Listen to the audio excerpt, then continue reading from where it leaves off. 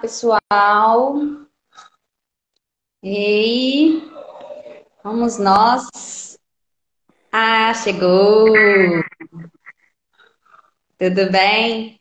Tô tentando. Então, estamos aqui na nossa estreia, né, de lives. E tô vendo aí o pessoal já entrando, Renatinha. Tem o pessoal da AMA, tem o pessoal de Manhuaçu. Tem muitas mães, Carla, lá de Manhuaçu, que vão entrar com a gente aqui. Já recebi um recadinho aqui no WhatsApp. Pessoal, para quem não me conhece, enquanto vai o pessoal entrando aí na sala, né? Eu sou Fernanda, eu sou fonoaudióloga, né? Já faz 19 anos que eu tô na fono, né? E sou pedagoga, fiz as especializações, neuropsicopedagogia, institucional, clínica. E, assim, uma caminhada aí de mais de 10 anos na educação especial, né? Trabalhei na PAR, na Volta Batalha, aqui em Carangola. E atualmente, né, não estou mais no sistema público, eu estou aqui na minha clínica, né, no meu espaço, Centro Lira. É uma clínica multidisciplinar. Então, nós temos aqui eu como fono, né, atuo na fono, na neuropsicopedagogia. Nós temos neuropsicólogo, neuropsiquiatra infantil, nós temos nutricionista, terapeuta ocupacional, e a fisioterapeuta. Então, nós somos uma equipe multi e a nossa demanda maior aqui são as crianças com transtornos do neurodesenvolvimento, né? O Centro Lira ficou muito conhecido pelo atendimento assim com os autistas, principalmente. Nós tivemos algumas experiências com 2 colônias de férias, que foi muito bacana. Mas nós atendemos outras demandas também, né? Cada um na sua área atendemos também outras demandas, né? Nos aspectos sensoriais, motores, de linguagem, né? Neurológicos, emocionais. Então a gente atende toda essa clientela. E hoje, né? Em especial, nós pensamos nessa live para a gente poder estar falando um pouquinho sobre inclusão, sobre as realidades na sala de aula, né? Então, é um assunto, né, super polêmico, super recorrente, todo mundo gosta de ouvir sobre isso, tanto os pais quanto os professores. E para isso eu pensei na minha colega, né, na Carla. A Carla, ela vai se apresentar para vocês, mas ela é mãe, né, de 2 pessoas maravilhosas, né, que estão dentro do espectro autista. Ela é pedagoga, ela tem especialização também na educação especial, ela é mediadora e ela vive essa realidade no dia a dia, na pele, né? Então, acho que vai ser uma troca muito bacana nesse início nosso aqui. Carla, fala um pouquinho de você para o pessoal aí que te conhecer. Bom, eu sou a Carla, né? Como a Fernanda falou, sou neuropsicopedagoga clínica, sou professora de apoio no ensino médio hoje, mas eu sou professora de apoio desde 2013, desde os quinto ano fundamental da minha filha. Sou mãe de 2 autistas, uma menina de 21 anos hoje e um menino de 18. Oi, a Nete. A Nete entrou. Vou começar a cutucar o pessoal. Carline. Ai, que legal. Aí. Legal. Não vou deixar a Carla falar, vou ficar cumprimentando o pessoal agora. Pode ir, Carla, vai. Não ouviu? Não apareceu nada? Não ouviu nada? Não, apareceu, pode continuar. Tá bom. É porque você tem que, eu acho que você tem que aceitar a minha solicitação no vídeo aí, que não tá. Tá bom. Bem, sou professora de apoio da minha filha desde 2013, né? Comecei no quinto ano, hoje está no ensino médio. Acabei me especializando na área e comecei a estudar, inclusive, né? Para quem acompanhou, porque eu vi que o pai e a mãe também têm que conhecer o que está passando com o filho para poder ajudar o terapeuta e ajudar o professor. Só terapeuta e professor não é mágico. Então foi assim que eu comecei minha caminhada. Hoje também eu tenho a Centro Autismo Materiais Pedagógicos, eu monto material pedagógico para criança especial. E estou aí na luta, né? Correndo, tentando aprender mais um pouquinho, porque a gente nunca está com conhecimento totalmente pronto. Ô, Carla, o pessoal tá reclamando que o seu som tá baixo. O meu som tá saindo direitinho, gente? Tá, deixa eu chegar mais perto. Chega mais perto que aí para poder melhorar. Vamos começar então? Bate-papo aqui, bacana? Ô, Carla, fala um pouco pra gente, assim, pro pessoal que está ouvindo, para as mães que estão ouvindo, os profissionais que estão ouvindo, um pouco sobre a inclusão e essa sua vivência, né? Como que você vive essa inclusão com seus meninos lá na escola? Na verdade, quando eu caí na escola, eu falo que os pais às vezes não têm noção muito do que está acontecendo. Quando eu sentei numa sala de aula ao lado da minha filha e percebi como era difícil, quanta coisa precisava ser feita, aí eu fui entender o que era inclusão. A inclusão, ela não é você tratar a criança como igual. Ela não é igual a todo mundo. Ela precisa de um suporte a mais, ela precisa de uma atenção a mais, ela precisa de uma adaptação, alguma coisa que permita ela alcançar o mesmo nível dos outros que estão lá. Então tem uma imagem muito legal que são 3 crianças no muro, as 3 com caixotinhos do mesmo tamanho. Um pequenininho, um médio. Ô, Carla, olha só, o pessoal continua reclamando do som que tá baixo. A Tauana sugeriu você colocar o fone com o microfone para ver se melhora para eles. Tá, vou tentar. Tá perto de você? Tem alguém para pegar, não? Tem sim. Fica tranquila que tem sim. Tá ok, então bora. Eu não vi. Tá aparecendo uma tela enorme aqui do Centro Lira na minha frente e eu não tô vendo o que o pessoal... Não, mas aqui tá nós duas. Não. Pessoal, vocês estão vendo nós duas? Pois é. Aí eu não tô vendo o que o pessoal tá falando. Responde aí pra mim. Tá dando pra ver eu e a Carla direitinho? Melhorou? Ah, ficou ótimo. Então agora melhorou. Sim. Acho que o som do meu celular que não presta. Melhorou, então vai. Live tudo pode acontecer. Então acontece o seguinte.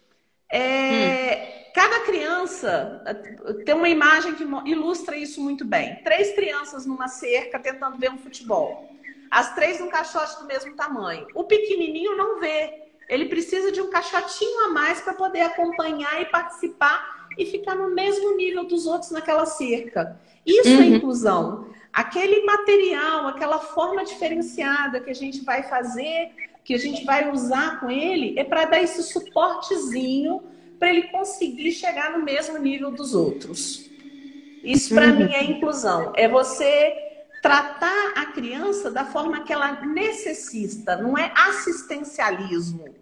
Você não está dando para ela de graça. Você está dando um suporte para ela poder batalhar e conseguir atingir os níveis necessários.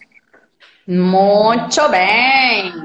Ô, Carla, e nessa perspectiva da educação inclusiva, coloca um pouco para a gente quais seriam esses objetivos, né, da educação especial. Vamos falar um pouco disso. Pois é, os objetivos da educação especial, em primeiro, tem que entender a situação que envolve o estudante. O que essa criança precisa? Escutar seus desejos, identificar as características físicas, psicomotoras, o que ele vai precisar de suporte, de material, observar a dinâmica da criança no ambiente escolar, reconhecer o contexto social dela e ver quais são essas necessidades. Escolher a alternativa viável para trabalhar. O que essa criança vai precisar? Vai precisar de um material diferenciado, vai precisar de uma tecnologia assistiva, vai precisar de um currículo adaptado, que a gente vai explicar isso aí, né, no decorrer da conversa. Então, comunicação alternativa. Comunicação alternativa. Não verbais ou aumentativa para aqueles que falam mais, né? Isso. E assim, eu falo muito que por exemplo, a gente que lida mais com autista, né? A gente sabe que não é um método só que a gente usa.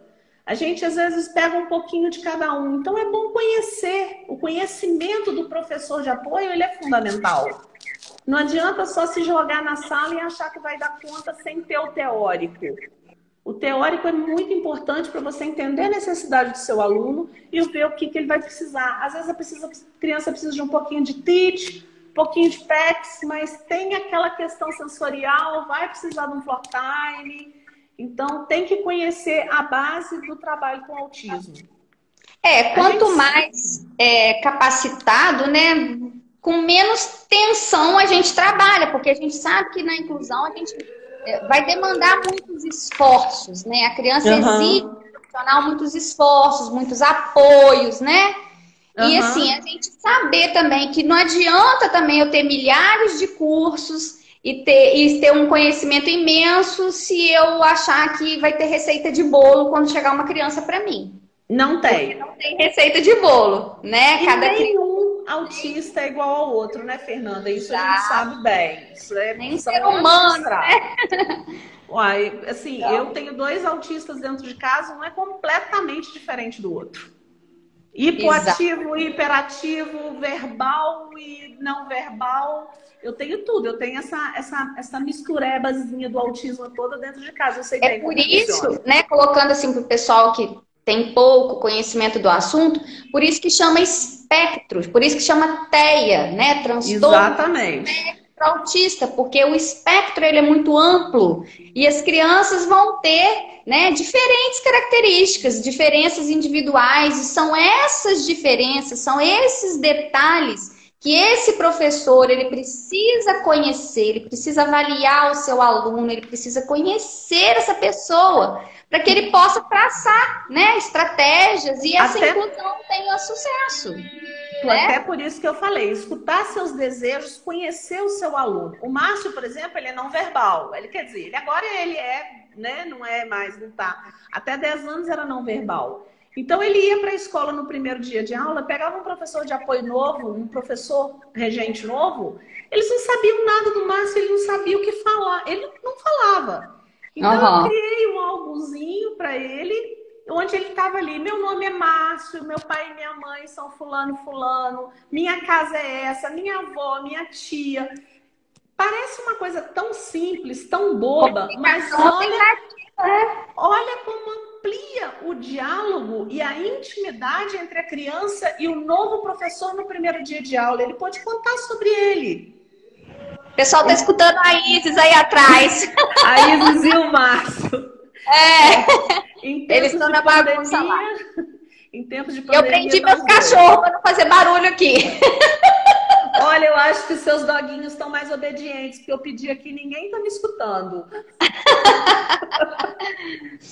Ô, Carla, vamos pensar assim, diante da inclusão, quais são as dificuldades iniciais assim que a gente se depara, que o mediador se depara quando chega uma criança, quando ele vai começar a trabalhar dentro desse contexto escolar? Não só o mediador, porque o mediador ele ainda vai sabendo que ele vai pegar uma criança especial. Mas já acontece muitas vezes um professor regente, principalmente acontece muito no 6º ou 9º ano, chegar, pegar a aula e não saber que tem um aluno especial dentro de sala. Isso acontece muito. Eles não são avisados na hora, às vezes, de uma divulgação. E aí, o que acontece? Toda a equipe da escola, eles não sabem como lidar com a criança, eles não sabem como reagir, como agir com as reações abruptas dessa criança, eles não sabem como avaliar, eles não sabem como trabalhar e às vezes não sabem nem como se dirigir à criança. Eles têm medo até de falar com a criança. E lidar com o professor de apoio dentro da sala de aula, né? Então, o professor, de repente, ele se sente vigiado ali dentro. E não pode. Eu falo que é uma estrada de mão dupla. O meu trabalho como professora de apoio sempre foi desse jeito, estrada de mão dupla. Eu trabalhava junto com a regente. Agora você imagina uma situação... Estão vendo o pessoal aqui cumprimentando. Imagina o pessoal que recebeu a Isis, que foi a primeira autista com professor de apoio divino. A Isis e o Márcio foram os primeiros. E ela ainda chegou com a mãe dela como professora de apoio. Nossa. Olha a situação.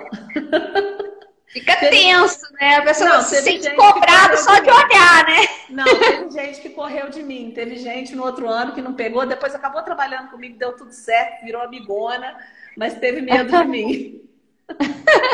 Então Você são tinha muitas. colocado assim também sobre a resistência dessas dificuldades, resistência desse aluno ficar dentro da Olha, sala. quando eles chegam, tudo é novo, o ambiente é novo, novos cheiros, novas luzes, novas pessoas.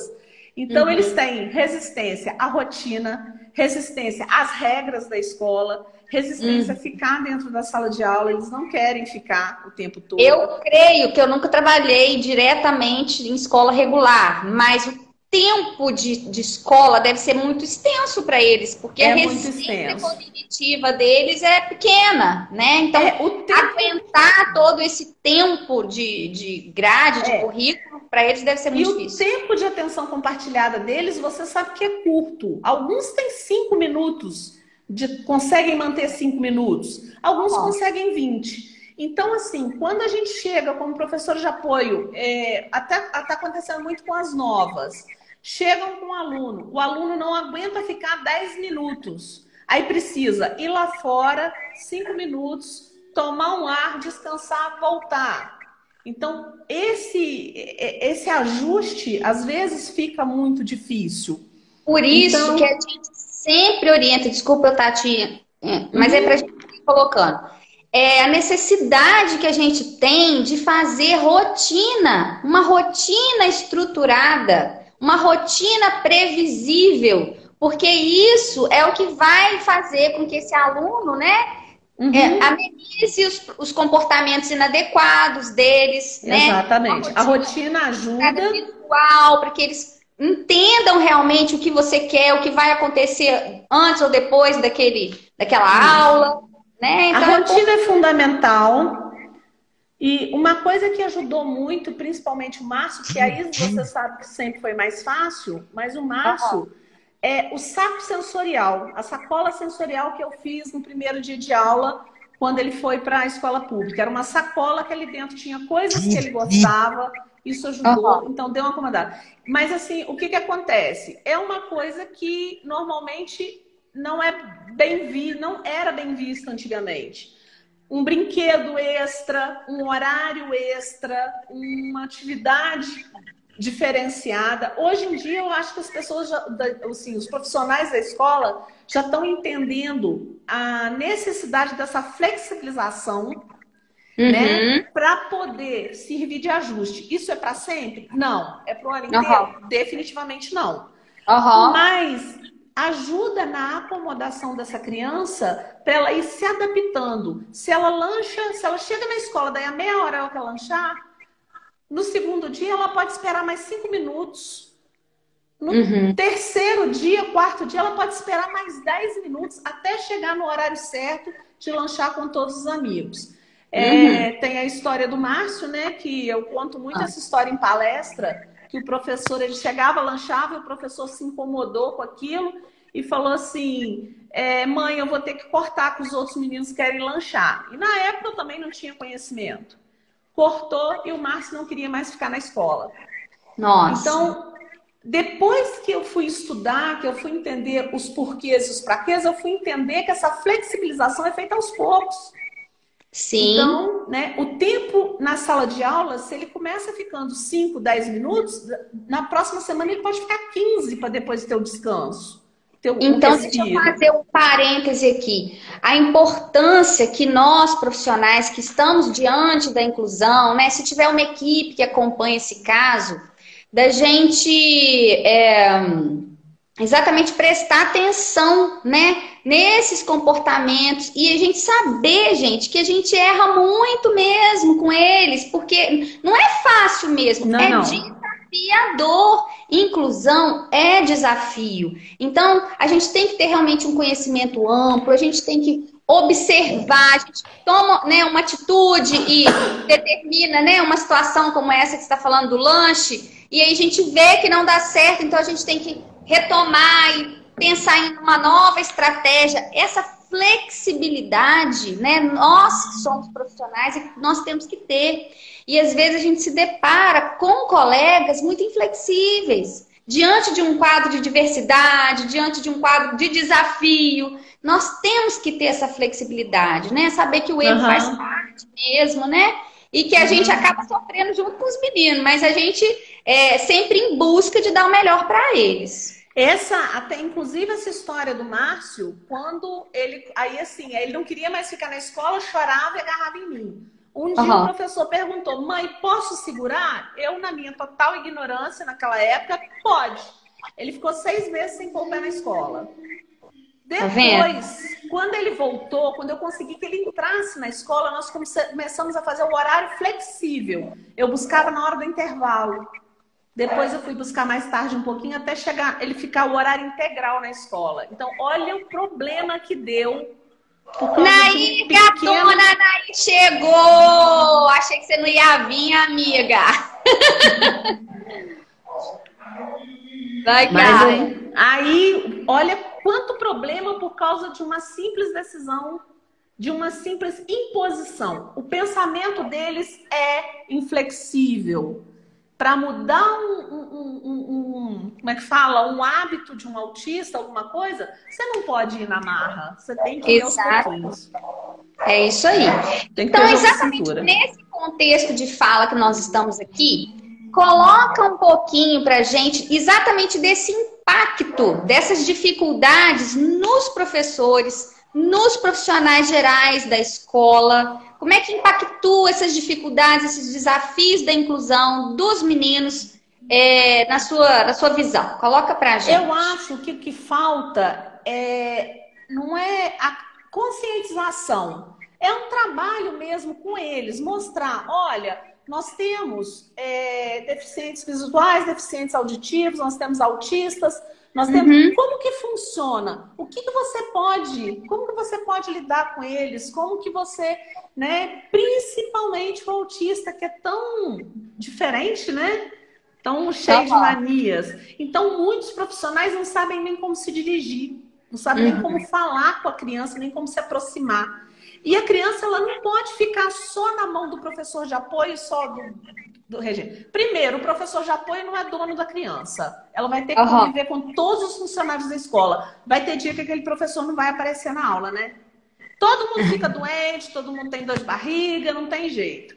Então, quando essa criança estiver na escola e não tiver o professor de apoio, como que ela vai lanchar? Se o pessoal da cantina não souber como lidar com ela.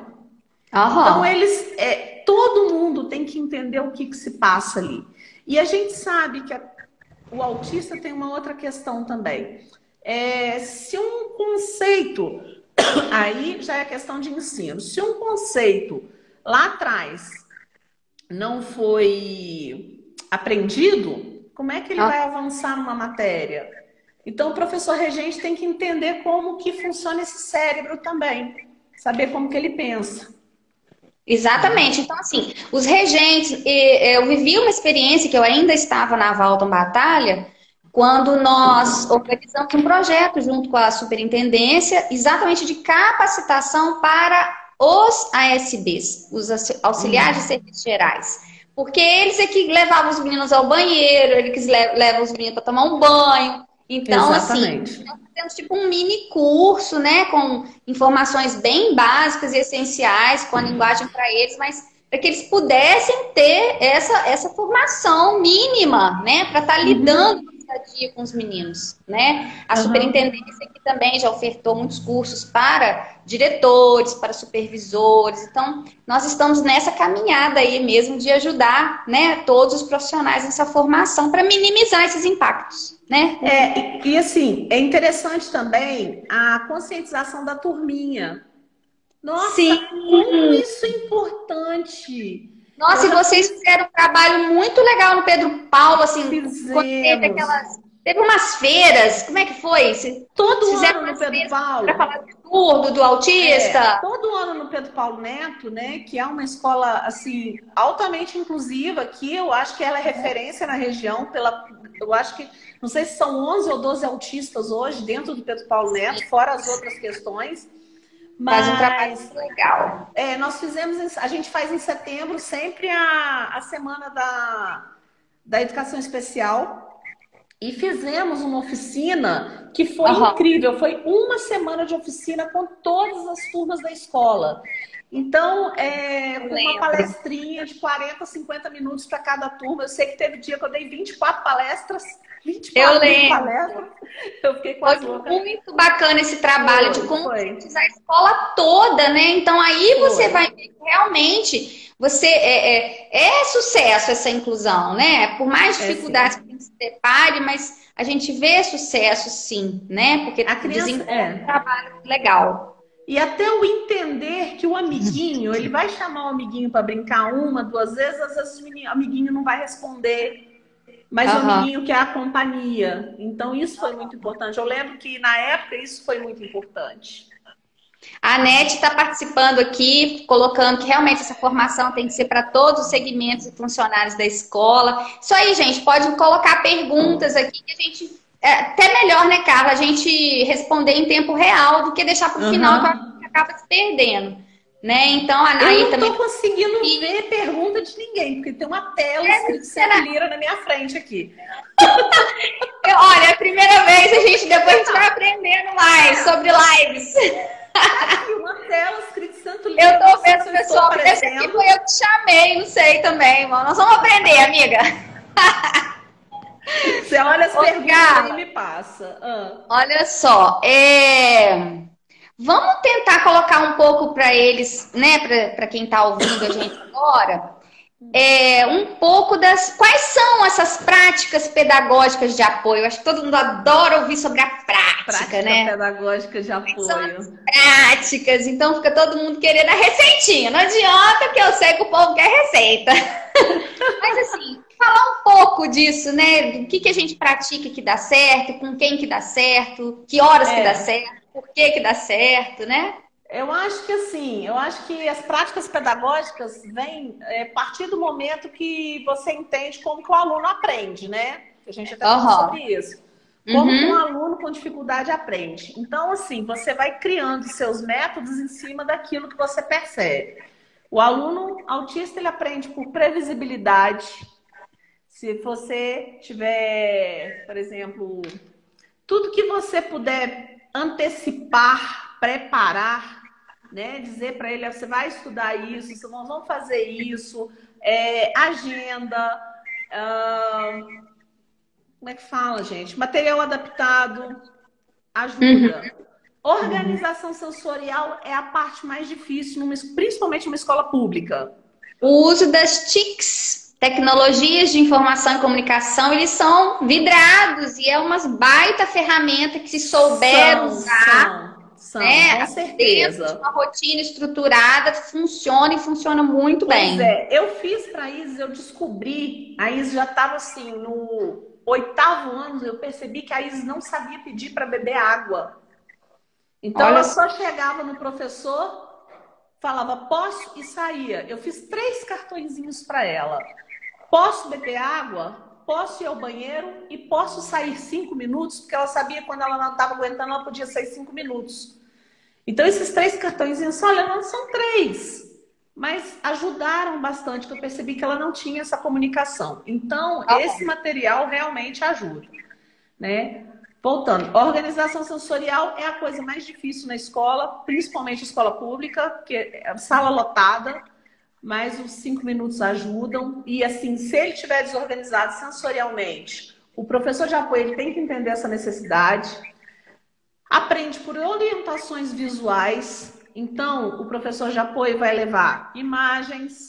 O tablet ajuda demais. Se não tiver o tablet, o celular, o professor regente vai explicando matéria, você vai puxando fotos, vai puxando vídeos, eu tenho aplicativos, tenho o Microcosmo, que eu uso muito, que é de células, mostra células, mostra a molécula de água, mostra átomo, em 3D se movimentando, enquanto o professor está falando, eu estou mostrando. Uso muito o YouTube na sala de aula, porque o professor estava falando sobre ilhas vulcânicas. E aí, como explicar isso para a Isis, né? O pensamento do autista, às vezes, ele não tem essa imaginação, ele precisa ver. Então, eu achei vídeo da formação de ilhas vulcânicas, o vulcão em erupção, e a lava descendo e molhando na água do mar e secando, né? Petrificando. E aí vou mostrando isso durante o tempo que o professor está falando e vou buscando. Orientações visuais. Só um parêntese aqui mais uma vez. Para a gente colocar a importância que as escolas, né? A necessidade que as escolas teriam de ter uma equipe multidisciplinar, né? Então, assim, felizmente, assim, aqui, por exemplo, em Carangola, só a Volta Batalha, que é modalidade de educação especial, que tem uma equipe que faz todas essas orientações. Porque, igual, por exemplo, você estava falando aí das orientações sensoriais. Então, como que o professor vai fazer isso sem ter um terapeuta ocupacional para fazer as orientações, né? Com relação à comunicação alternativa, tem que ter a fono para poder orientar. Então, as escolas que não têm essa equipe multidisciplinar, que é a grande maioria, o ideal é o quê? É ficar atento aos relatórios que nós, enquanto equipe multidisciplinar, encaminhamos para as escolas. Então, para as crianças que têm acompanhamento terapêutico, né? Mas a maioria tem. Então, nesses relatórios, a gente faz essas orientações. Então, pelo menos, já que, né, eu não tenho o profissional dentro da minha escola, que pelo menos eu fique atento a essas orientações, ter acesso, gente. Quantos professores, colegas que a gente vê que não têm acesso aos relatórios? Eu falo, mãe, as mães terem a consciência de levar esses relatórios para que os professores tenham acesso a esses documentos, né? Porque ali vai conter orientações para esse professor, dentro das diversas áreas e modalidades, né? É verdade. Dos meus meninos é sempre arquivado como é que fala? Na pasta escolar. Quando eu faço um relatório para o meu paciente, a primeira coisa que eu oriento a família, leva o relatório, faz uma cópia, leva para a escola. O professor tem que ter acesso a essas informações. Tem orientações diretas para eles aqui relacionadas ao caso. E não é só de autismo. Os casos de transtornos de aprendizagem, dislexia, que a gente, né, levanta aí. Tá pipocando nas escolas, né? Pois é. Então, assim, tá pipocando. TDAH, né? Todos os transtornos aí. Dislexia, disgrafia, desortografia, TDAH, deficiência intelectual. Nossa, Tatiane entrou, a Nete, o povo tá animado aqui, Carla. A Tauana tinha falado para você sair e entrar de novo, que talvez você fosse ver. Mas eu tô com medo de você sair. Não vou sair não, que eu não vou correr risco. É melhor que a gente correr o risco de fazer bobagem aqui e perder a live. Mas vamos lá. Acho que o pessoal tá gostando aqui. Vamos falar agora dos projetos. Eu acho que a gente podia só complementar essa questão de como que o aluno aprende primeiro. Porque faltam umas coisinhas, né? Então, orientações visuais, a rotina. Então, tudo que puder usar, agenda, aquelas tabelinhas. Hoje tem aula de português, de inglês, de história, por rotina. Informações concretas. Nada, assim, o abstrato, para eles é muito difícil. Eu trabalhei com um outro autista e ele teve que ler um livro que tinha assim, um pé de chiclete no meio da escola. Aí, uma das perguntas era, o que você faria se nascesse um pé de chiclete no meio do pátio da sua escola? Ele falou assim, mas isso não existe, tia. Eu falei, mas o que você faria se você... Tia, mas isso não existe. O abstrato para eles é muito difícil, né? Aprendizagem sem erro é extremamente importante. Aprendizagem sem erro, muitos professores regentes às vezes não entendem. Mas você não pode deixar o autista errar. Porque se ele errar, ele aceita o erro ele entende o erro como acerto. Então, durante o tempo que você está trabalhando com ele, como ele dispersa muito fácil, o tempo de atenção é muito curto, você não vai deixar ele ficar procurando no texto a resposta. Você vai pegar a pergunta e você vai entregar a resposta explicando para ele aquela resposta. Na prova e no teste, não. Ele já tem que ter entendido e absorvido aquele conceito.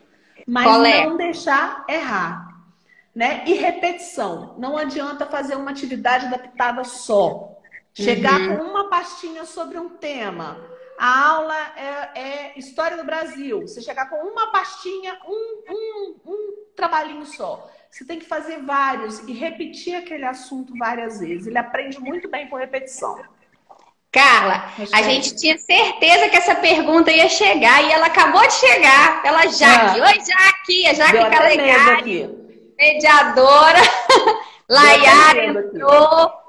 Ela tá pedindo exatamente uma diquinha com relação ao distanciamento social. A gente sabia que a gente ia ter que falar sobre isso aqui, né? Principalmente em relação aos autistas, as crianças mais graves. E aí? O que a gente pode colocar para o pessoal aqui? Pois é, eu como professora de apoio, eu estou numa semana muito estressante, porque como que a gente vai lidar com isso? Márcio e Isa, nem se eu pregar a bunda deles no sofá com super bonder, eles não vão assistir a videoaula, né? Então, assim, desculpa.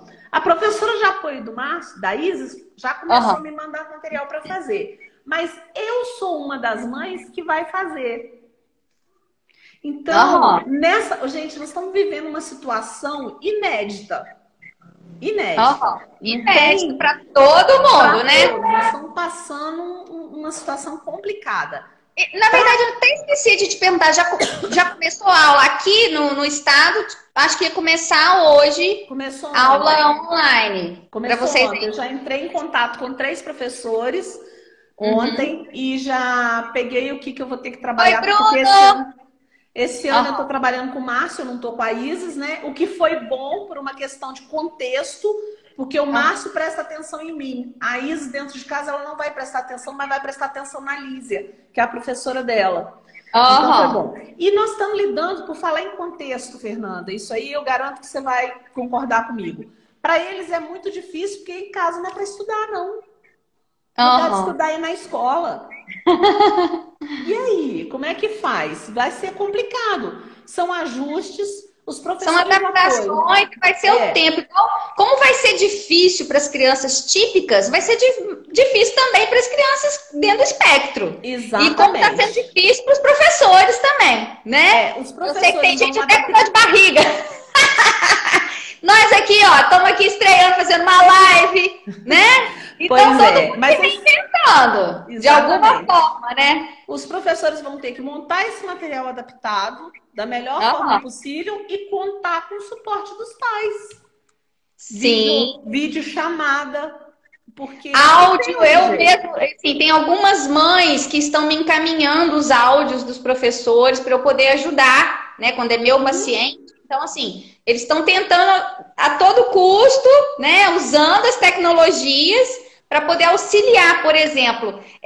Tem crianças que começaram o ano apresentando, por exemplo, dificuldades lá de aprendizagem que não estão no nível da turma. Aí estão chegando as atividades da turma. E aí eu falo, gente, como que essa criança vai aprender isso se ele ainda não sabe nem as letrinhas? Não né? pode, tem que adaptar para a criança. Exatamente. Então, até nesse ponto também, os professores estão tendo que ficar atentos aos casos, né, dessa diversidade toda, de como reavaliar a distância também, para poder mandar atividades adaptadas à distância, né? Não só para os autistas, mas para os transtornos demais, né? Os demais transtornos, né? Tem que ter, é uma época muito difícil e todos vão ter que ser muito cuidadosos para não causar um estrago no desenvolvimento pedagógico dessas crianças. Um estrago grande, que a gente sabe que pode acontecer. A gente sabe que as crianças autistas, assim, com espectro mais leve, né? Leve, moderado, às vezes vão dar conta de assistir uma videoaula, né? De sentar na frente do computador e talvez vão até curtir isso, vão gostar bastante. Mas, por exemplo, as crianças pequenas, eu acho que vai ser muito complicado, né? Teria que ser só enviar atividade mesmo. As grandes que para eles fazerem. Os grandes também vão ter dificuldade? Pois é, e as crianças mais graves, assim, com dificuldade de linguagem, de cognição, né? Vai ser mais complicado por vídeo. Mas, enfim. Aí, isso no dia que a professora de apoio mandou um vídeo para ela que ela ia estudar em casa, ela veio correndo do quarto gritando: eu não quero estudar em casa! Vai ter que aprender. Todo mundo tá tendo que aprender. Você quer? É difícil. A Eliane tá falando aqui, acho que o Davi não dá conta de videoaula. Imagina o Davi, né, Eliane? Olha, o Márcio não me deixava abrir a mochila dele dentro de casa. Porque o lugar de abrir a mochila é na escola, você sabe dessa história. Então, imagina, assistir aula em casa. Eles vão passar apertos, os professores também. Então, a gente vai se adequando a cada caso, eu penso, né? Infelizmente, eu acho, Fernanda, que infelizmente eu e você não temos essa resposta mastigadinha para todo mundo. Isso aí vai ser uma vivência nova de todas nós. Cada um vai ter que analisar a sua situação, o seu aluno, o que ele dá conta.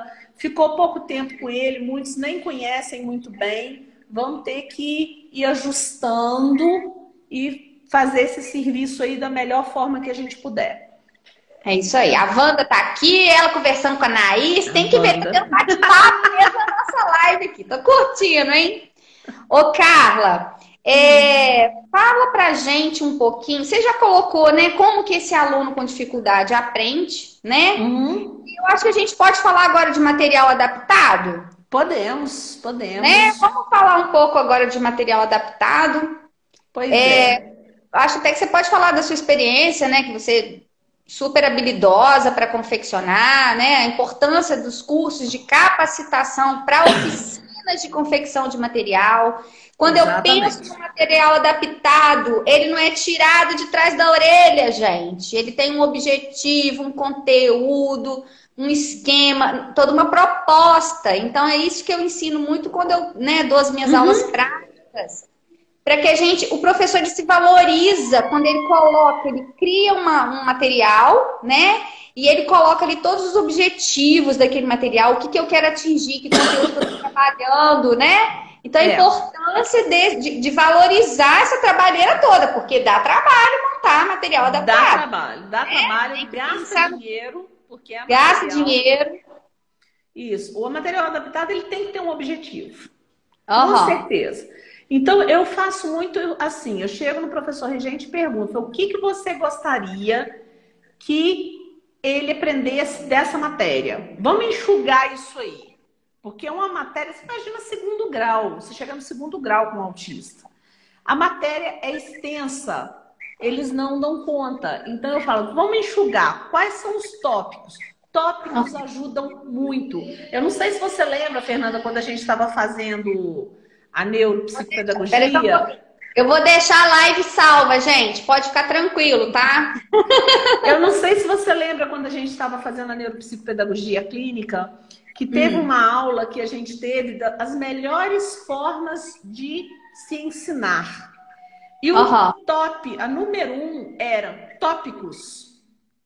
Tópicos. Eu sempre peguei aquilo para mim. Então, os tópicos, pega a matéria, enxuga, tira tópicos e vê o que você pode passar para aquela criança.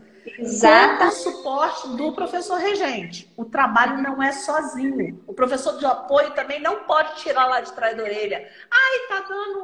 Tá falando sobre sistema solar? Vamos colorir um sol. Não, vamos conversar. Vai colorir um sol lá nos anos iniciais. Aí, quando vai chegando depois, você já tem que procurar, junto com o professor regente, o que você vai trabalhar com aquela criança. Quais são os pontos importantes. Como você tinha falado, né? Tem que fazer sentido para essa criança. Tem que fazer sentido. Nada adianta adaptar nada. É uma história, né? De estudar Dubai, sendo que a criança nunca saiu de Divino. Não sabe, não tem, às vezes não tem uma internet em casa. Então, você tem que ver a realidade da criança. Para a realidade de cada criança. Né? Até quando a gente vai fazer aquele alfabeto funcional, não adianta ela colocar assim, A do suco AD. O menino nunca bebeu esse suco na vida. Nossa, isso acontece, né? Isso acontece. Coloca A de arroz, que arroz ele vê todo dia, né? Então, você pensa pensar nessa realidade da criança, né? O contexto real. Eu trabalhei na Walton, são crianças muito carentes, né? Então, o material tem que ser simples, de acordo com a vivência, com a realidade dessa criança, que faça sentido para eles, né? Porque como diz, o conhecimento dela, às vezes, está limitado. Você vai abrir essas portas para ampliar esse conhecimento. A partir do momento, se você for apresentar para ela o A do ADES, você vai levar uma caixa de suco ADES para o menino ver o que é. Exatamente. Né? Material concreto ajuda demais. Né? Aqui no Pedro Paulo Neto, a gente tem uma sala de recurso que ajuda. Nossa, é incrível. Tudo a gente tem acesso ao material da sala de recurso. Então, material dourado, peças de madeira geométrica, sabe? Ajuda demais durante uma aula. Ajuda demais. Uma aula de sólidos geométricos, por exemplo, uma vez eu fui na sala de recursos, peguei uma caixa que tinha tudo para poder trabalhar. Não é só ficar no papel. Para ele, você tem que pegar o concreto. A gente pensar também que não adianta só preparar, porque às vezes a pessoa é muito habilidosa, né? Aí ela vai lá, um material lindo e maravilhoso. Você tem que conhecer que estrutura de trabalho que você vai oferecer para essa criança. Exatamente. Né? Então, esse material, igual você trabalha, né? A gente usa muito esse material no velcro, né? Adaptado, porque ele dá uma estrutura para a criança de como ela vai pegar, de como ela vai colocar, de como ela vai parear, né? Exatamente. Então, saber também aplicar o material que eu criei. E tem, assim, essa questão da estrutura do material, de você escolher o material, é muito engraçado, porque quando eu comecei a trabalhar com a Isis, ela começou com material dourado, né? Somando duas pecinhas de um lado, o símbolo do mais, duas pecinhas do outro igual. Com o tempo eu consegui mudar para um número, o sinalzinho e duas pecinhas. Eu procurando pecinha para usar, arranjei aquele jogo Resta 1. Tirei aquelas pecinhas e falei, top, vai dar certinho. Na hora que colocou aquilo na mesa, a pecinha rolava para um lado, rolava para o outro, a menina ficava uma fera. Que o troço rolava, caía no chão. Aí eu consegui peça de bijuteria, dessas que um lado é chatinho para colar. Nossa, foi o paraíso, acabou. Ela fazia continha, a pecinha não rolava. Então até o material que você vai manusear, você tem que ver se ele não vai se regular a criança. Tem que ser tudo pensado nos detalhes, né? Por isso que é desafiador, né? Porque são detalhes que você vê. Pensou num jogo que, por conta da motricidade, deu tudo errado e falhou. Deu tudo errado. Frustrou a criança, saiu tudo pela culatra, né? Eu quase fugi da sala.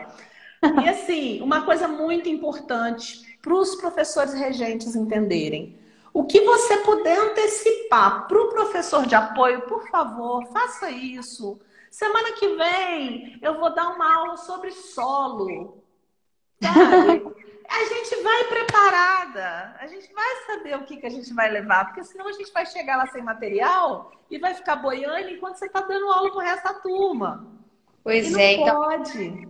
Esse também é um dos grandes desafios da inclusão.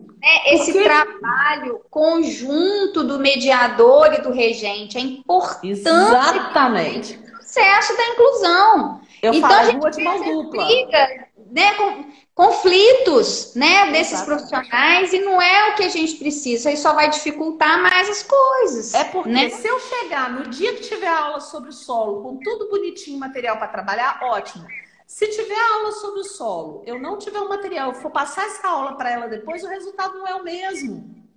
Ela não pegou o momento. Todo aquele contexto, com a turma, com o professor falando, ele se perdeu. Porque a próxima aula pode ser outro tema. Exatamente. Isso assim como eu também já ouvi situações, a gente está aí, né? Esses anos todos nessa caminhada aí. De mediador que às vezes passa na frente também. Passa na frente do regente e acaba montando ele por si próprio uma proposta e elabora e faz. E aí o regente se vira. Descobre e roda a baiana. O regente vem, mas como assim, né? Se o É, contexto da aula é outro. Então, a gente percebe, às vezes, muitos conflitos, a eu importância do tenho, desafio de trabalhar em conjunto. eu fiz vários projetos muito interessantes junto com o Regente. Dois deles estão no YouTube. Isis Poubel. São dois só que eu coloquei lá, tá? Isis Poubel, Poubl. Uhum. O projeto do Minotauro, que era um trabalho com a turma sobre política grega. E a Isis Política, ela, ó, tá nem aí. Então Aham. a professora Regente falou para a Isis procurar um mito e ela ia montar um teatro na sala de aula com esse mito. Deixei ela correr atrás. Ela foi, buscou os vídeos, abriu um monte, falei que ia dar tudo errado. Falei não, eu pensei assim, nossa, o que vai dar isso? Eu ajudei com o figurino e ela conseguiu dominar a sala de aula. Ela conseguiu dominar a turma. E nesse trabalho é muito interessante. E o legal é porque um é de ecossistema e o outro do Minotauro. O de ecossistema foi o primeiro, que ela foi direcionada o tempo todo. O tempo todo eu falando, mas e aí? Como é que foi? E a cadeia alimentar? No outro, que já foi no final do ano, ela Uhum. está dominando como que mudou. Como que mudou. Mas isso foram projetos que o professor passou. Vamos Uhum. fazer isso? Vamos. E eu virei professor que dia? Que Aham. aula? Vamos Uhum. montar? Quem ganhou a nota foi a Isis, a turminha que fez teatro com ela, ninguém ganhou, teve que fazer o trabalho sobre política. Uhum. Então tem todos os contextos. Teve um professor também que eu achei o máximo, que a Isis estava precisando de estímulo na matemática. Então, Uhum. no final da aula, os últimos 15 minutos, quem terminasse as atividades direitinho, podia jogar um jogo de tabuleiro com a Isis, relacionado à matemática. Uhum. Então, olha a importância disso. O Então, a reforço. turma. Essas crianças funcionam Exatamente. muito bem diante de um reforço positivo. Então, essa é uma das estratégias também muito utilizadas, né? Que é o reforço, seja ele de Exatamente. brinquedo, seja um reforço social, que é você fazer um elogio, bater palma, comemorar, seja até um reforço de alguma coisa de comer, né? Em casos, às vezes, que a criança responda bem. Então, você tem que analisar também. Mas o reforço é também uma das grandes estratégias, né, das maiores E um estratégias dos para. maiores perigos, né, Fernanda, quando é dado reforço negativo. Pois é, então a Quando gente a criança está também tem naquela que pirraça, saber, né, você tem a saber balinha, aplicar o atirou, entregou, reforço, acabou. Exatamente. né, saber aplicar. O reforço negativo é um perigo. É. Às vezes o menino tá gritando, aí eu falo assim, não, dá uma bala para ele que ele vai parar de gritar. Pronto, Acabou. estragou, Acabou. fez de forma errada. Então a gente tem que estudar muito, tá, minha gente? Pra gente não fazer bobagem, não complicar ainda mais a nossa vida e a da criança, E o né? material tá aí, você tem como pesquisar. Hoje em dia tem a internet, né? Temos cursos, muitos cursos, né? Uhum. Então, aproveita esse tempo em casa, vai fazer uns cursos online. Hein, Carla, vamos assim, a gente está finalizando aqui a nossa live. A gente Uhum. faz aqui a última pergunta. Eu acho que depois você pode, né, falar um pouquinho aí do Sentir Autismo. E a gente parte aqui para os agradecimentos. Estou faltando aqui 5 minutos. Passa É, rápido. passa rápido, né? Foi até legal a É muita experiência. questão. É muita questão. Aham, Nossa, se deixar, a gente bate papo aqui um dá tempão, né? suco o dia inteiro. Vamos colocar assim para a gente tentar fechar esse momento nosso. A realidade, né, da inclusão que você viveu esses anos todos aí com os meninos, né? A realidade dessas adaptações, o que funciona, o que não funciona, né? Para os professores. Então, assim, como o nosso título, né, falando sobre a realidade, né, da sala de aula, Uhum. coloca um pouco pra gente, assim, da sua vivência, da sua experiência, o que que você enxerga dessa realidade da É, inclusão nesses tempos que nós estamos é, agora. assim, a educação especial, apesar de 2000 eu tenho tido mais ênfase desde essa lei Berenice Piana, né? Tá tendo Aham, mais visão, 2012, dezembro de 2012. isso. Então, assim, nós somos pioneiros. A nossa estrada ainda está curtinha, a gente ainda está aprendendo, ainda tem muita coisa ainda para passar, muito ajuste para fazer. Aham, A inclusão, ela funciona funciona. E tudo quanto é lugar tem trabalho bom, tem trabalho ruim. Tem professor que ajuda, tem professor que não ajuda. Tem crianças que se adaptam ao aluno especial e vão fazer a diferença na vida dele. Tem aqueles que não. Mas o meu maior desafio, eu acho, que foi, para mim, foi de 2 anos passado para cá, foi a adolescência do aluno especial na escola. Isso aí é uma coisa que me preocupa muito. Porque quando chega na adolescência, acontece a exclusão natural. Não é a exclusão intencional. Porque se você tem um amigo, você chama ele para tomar cerveja uma vez, você chama 2, você chama 3, ele não foi, você não quer mais chamar. Então, quando chega na adolescência, não só o Márcio e a Isa aconteceu com eles, eu vi de perto, mas eu vi com todos os alunos especiais do ensino médio. Isso é um desafio muito grande. É uma barreira que, sinceramente, eu fico pensando como quebrar essa barreira. Pois é, eu assim, o que eu colocaria, né, de pontuação em relação a isso é a importância da gente, quando pega uma criança lá pequenininha, né, de 0 a 6 anos, o que essa mãe, esse pai quer? Quero que o meu filho fale, né, porque a criança chega com um monte de transtorno sensorial, com um atraso de fala imenso, né, com comportamentos inadequados, então a gente precisa adequar isso nessa primeira infância, acompanhar. E aí depois essa criança vai iniciar a fase de alfabetização, de escolaridade mesmo, né? E aí a família e esses professores e nós terapeutas, todo mundo quer que a criança aprenda a ler, escrever, né? Adquirir conteúdo, enfim. E aí vem o ensino médio, né? Nós já estamos aí com os meninos lá no ensino médio. E aí, será que, né, nós conseguimos desenvolver um trabalho de... O que é autista na vida adulta? O que ele precisa? O máximo de autonomia e de independência, né? Exatamente. Ele precisa ter qualidade de vida, né? Ele precisa de autonomia e independência, ele precisa de habilidades sociais.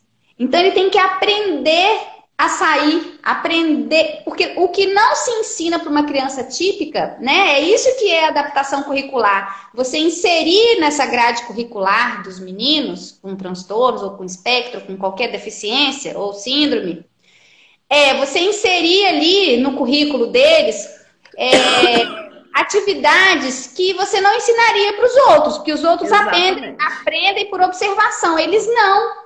Então, por exemplo, aprender a sair, se portar e sentar num restaurante, numa pizzaria e tomar um refrigerante, um sorvete com os colegas é uma habilidade social que precisa ser treinada. Porque senão você vai acabar passando por essa situação aí, e isso é o quê? É perda de qualidade de vida para eles, né? É perda de qualidade de vida. Eu falo que o nosso maior desafio é porque todo autista tem um foco de interesse. Tem aquilo que ele gosta muito. É você transformar o enfoque de interesse do autista também numa vida produtiva. É engraçado. A gente que é mãe, que a gente vai passando pelas fases, cada fase que você passa, vem um novo desafio. Eu já estou entrando na fase adulta. A Isa já está saindo do 3º ano que vem a gente não sabe o que faz. Então vão aparecendo novos desafios. E essa vida produtiva, acho que a maior preocupação dos pais é que eles não fiquem sozinhos. Né? É verdade. E isso me assustou muito no ensino médio. Eu vi que eles ficaram sozinhos. E não foi só eles. Não é uma reclamação minha. É uma situação que eu vi acontecer com vários. Né? Então, isso aí é um desafio para o futuro. Vamos nós aí pensar, né? De que forma pensar o que fazer. Ô, Carla, a gente está encerrando aqui, acho que está terminando o tempo mesmo. Eu queria só, antes de você falar rapidinho da Sentir Autismo, agradecer, né, a Unifagoc pelo convite, para a gente poder estar aqui hoje, né? Eu sou professora da pós-graduação do curso de transtorno do espectro autista, né, da Fagoc. Então, assim, falta 25 segundos. Fala da Sentir Autismo. Beijo, gente. Sentir Autismo no Instagram, Sentir Autismo Materiais Pedagógicos. E tem a minha página no Facebook também, que é a Sentir Autismo, que Tem vários textos dos meninos, várias, sabe, tem muita coisa lá para quem quiser ver as histórias de escola, histórias deles, do crescimento, que é interessante. E o site do Centro Lira, www